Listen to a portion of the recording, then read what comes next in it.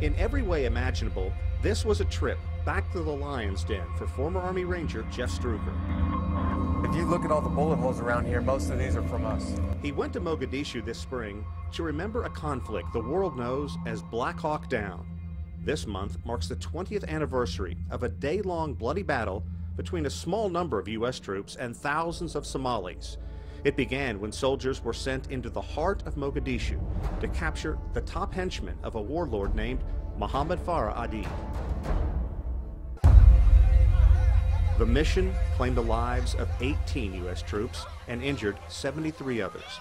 At the time, a sergeant, Struecker was commanding a convoy of 10 troops when, in his words, it did spiral out of control. I was shocked at how fast that many Somali fighters assembled and how dense the number of Somali fighters were. Struecker is now featured in a new movie called Return to Mogadishu. He and former Ranger Kenny Thomas are the first soldiers from the unit to come back after so many years. Mogadishu is the most dangerous city in the world.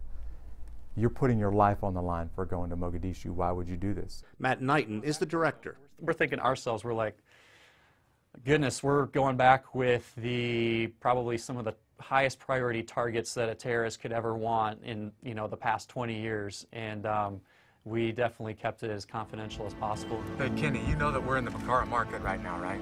20 years ago, Struecker and his team raced down this same street. Back then, it was a matter of life and death. In the course of 1 or 2 city blocks, Dominic Pilla was killed behind me, and most of the vehicles were shot to pieces. It was that night, Struecker says, he forever changed. It almost shocked me how much peace I found because of my strong Christian faith. I got to the point where I know if I drive into those city streets, within a matter of minutes, I'm going to be dead.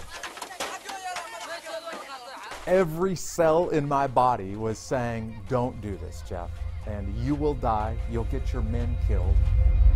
He lived and decided to dedicate himself to the church. There is lingering frustration for Struecker, chiefly at the way the Clinton administration ordered U.S. troops to leave shortly after the bloody fight. The decision to pull everyone from Task Force Ranger and all U.S. forces out of Somalia essentially said to us, this was never important enough to fight for in the first place.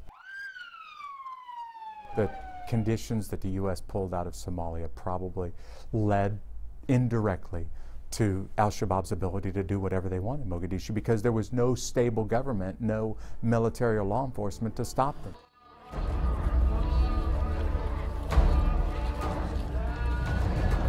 So the cycle continues.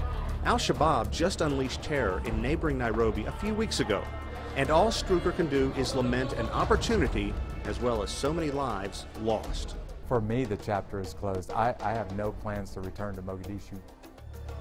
But he will always be linked to the city that forever changed his life. For this world, as we know it, will soon pass away. Sean Callebs, CCTV, Columbus, Georgia.